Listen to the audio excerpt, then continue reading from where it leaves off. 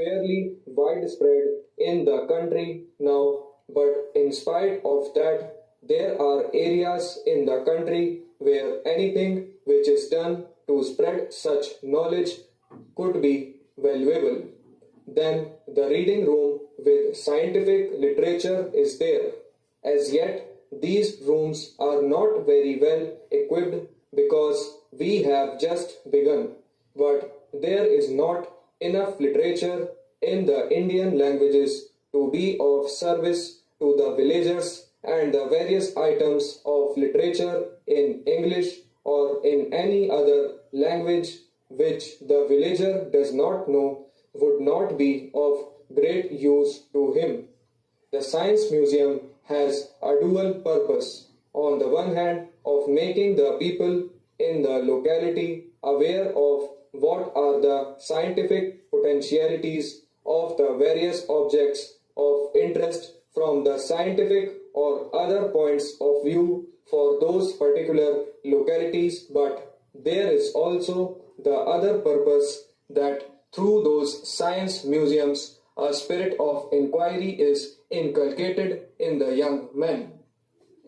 They make these collections and bring them to the museums, with the result that the museums are today the centers where cooperation in the building up of the museum gives both a sense of participation and also some preliminary training in the scientific methods of collection. Then there are the science clubs, which also have the same purpose on a larger scale by trying to bring the schools into the picture. The teachers and the pupils of the schools would be the nucleus of the science clubs, and through them gradually scientific knowledge and scientific attitude would percolate among the older generation.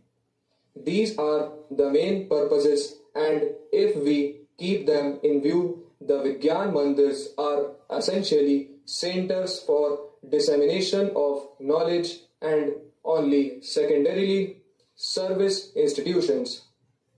We have actually decided that wherever any health clinic is established or any soil analysis station is established by the ministry concerned, the Vigyan Mandirs will no longer perform these services but refer the people to the more developed institutions run by the respective ministries.